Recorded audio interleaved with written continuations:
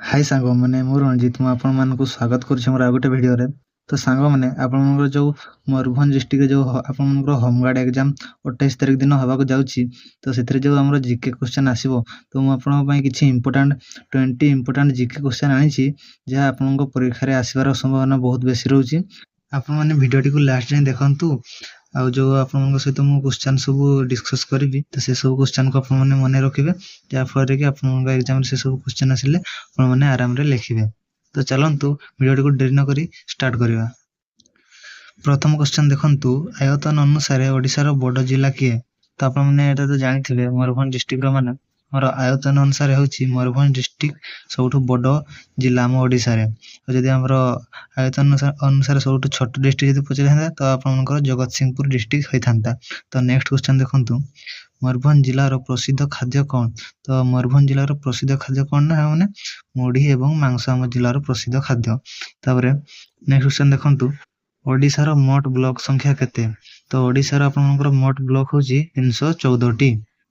तो नेक्स्ट देखंतु मयूरभंज जिला रो नेगबोर जिला नाम कोन।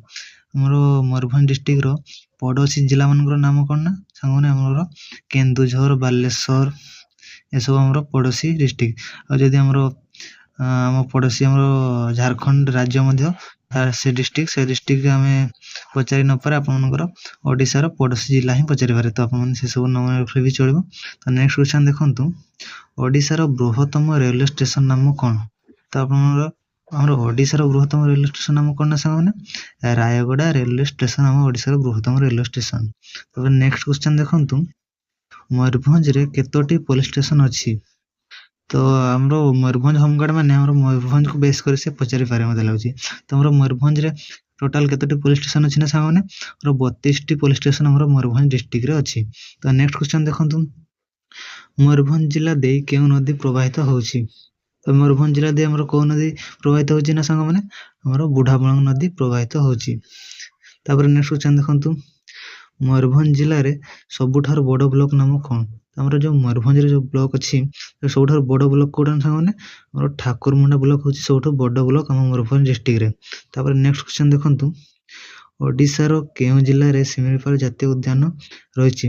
तो हमरो ओडिसा रो जो सिमिलीपाल जातीय उद्यान हम डिस्ट्रिक्ट मयूरभंज डिस्ट्रिक्ट रे अवस्थित अछि। क्वेश्चन देखंतु ओडिसा केउ जिल्ला रे छौ नृत्य हुए। ओडिसा रो केउ जिल्ला रे छौ नृत्य हुए ना सांगने हमरो मयूरभंज जिल्ला रे हमरो छौ नृत्य हुए। परवर्ती क्वेश्चन देखंतु सिमिलीपाल कहा पई प्रसिद्ध। सांगने हमरो सिमिलीपाल जो ता हम बाघ पई प्रसिद्ध। तापर नेक्स्ट क्वेश्चन देखंतु केउ वर्ष मयूरभंज जिल्ला ओडिसा सह मिसितला। एटा बहुत इंपोर्टेंट क्वेश्चन सांगने एटा निहाती मन रखिबे। तो हमरो 1 जनवरी 1949 मसिया रे हमरो मयूरभंज जिल्ला ओडिसा सहित मिसिथिला। नेक्स्ट क्वेश्चन देखंतु ओडिसा रो सबुठारो छोट जिल्ला रो नाम कोन। Sorry next question Mahatma Gandhi Odisha को केबे आसीथिले। तो आंसर कोन हो ना सांगने हमरो महात्मा गांधी ओडिसा को 23 मार्च 1921 मसिया रे आसीथिले। सांगने क्वेश्चन सब बहुत इंपोर्टेंट आपन माने मन रखि कि निहाती जिवे। तापर नेक्स्ट क्वेश्चन देखंतु ओडिसा रो सबुठारो छोट जिल्ला रो नाम कोन। हमरो ओडिसा रो सबुठारो छोट जिल्ला कोन सांगने जगतसिंहपुर। तापरे ओडिसा रो जातीय पक्षी नाम कोन। हमरो ओडिसा रो जातीय पक्षी कोन ना सांगने इंडियन रोल। जदि आपनको एग्जाम रे पचारथांता कि ओडिसा रो जातीय पशु नाम कोन ओडिसा रो जातीय पशु पचारथिले आपन माने समर लिखि थांते। तापर नेक्स्ट देखंतु मयूरभंज रे मोट केतोटी ब्लॉक अछि सांग माने हमरो मयूरभंज रे मोट होची 26 टी ब्लॉक अछि। तापर नेक्स्ट देखंतु सीपीयू रो फुल फॉर्म कोन ना सांग माने सीपीयू रो फुल फॉर्म होची हमरो सेंट्रल प्रोसेसिंग यूनिट। और जदि आपन एग्जाम रे पचारथांता कि कंप्यूटर ब्रेन के ना आपन माने सेठी सीपीयू लिखथांते। तो नेक्स्ट देखंतु ओडिसा रो छोट नदी नाम कोन। ओडिसा रे हमरो छोट नदी नाम कोन सांग माने हमरो बाहुडा। जदि पचारथांता एग्जाम रे ओडिसा रो बड़ नदी नाम कोन ताले आपन माने हेटे महानदी लिखथांते। आ जदि आपन मानको सेठी पचारथिता ओडिसा रो सबुठारो सेकंड बड़ नदी नाम कोन ताने सेठी आपन माने ब्राह्मणी लिखिथांते। तापर नेक्स्ट क्वेश्चन देखंतु ओडिसा रो प्रथम मुख्यमंत्री को नाम कोन। तो ओडिसा रो हमर प्रथम मुख्यमंत्री को नाम कोन ना सांग माने हरे कृष्ण महताब।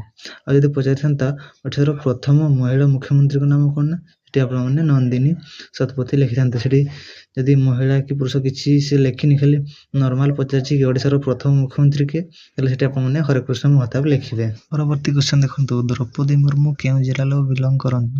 ତ ଏଇଟା ତ ଆପଣମାନେ ଜାଣିଥିବେ, ମୟୂରଭଞ୍ଜର ଦ୍ରୌପଦୀ ମୁର୍ମୁ ଆମର ଭାରତର ରାଷ୍ଟ୍ରପତି ହେଇଛନ୍ତି। ତ ସେ ଆମର କେଉଁ ଡିଷ୍ଟ୍ରିକ୍ଟରୁ ବିଲଙ୍ଗ କରନ୍ତି ନା ସାଙ୍ଗମାନେ, ଏଇଟା ଲେଖିନି ମୁଁ, ସେ ଆମର ମୟୂରଭଞ୍ଜ ଡିଷ୍ଟ୍ରିକ୍ଟରୁ ବିଲଙ୍ଗ କରନ୍ତି। ତ ନେକ୍ସଟ କ୍ୱେଶ୍ଚନ୍, ତାପରେ ଉତ୍ତର ଜାଗାରେ କ୍ୱେଶ୍ଚନ୍ ଲେଖିଦେଇଛି, ଦ୍ରୌପଦୀ ମୁର୍ମୁଙ୍କର ଭିଲେଜ ନାମ କ'ଣ? ତ ଆମ ଦ୍ରୌପଦୀ ମୁର୍ମୁଙ୍କ ଭିଲେଜ ନାମ କ'ଣ ନା ସାଙ୍ଗମାନେ, ଆମର ଉପରବେଡ଼ା ଦ୍ରୌପଦୀ ମୁର୍ମୁଙ୍କ ଭିଲେଜ ନାମ।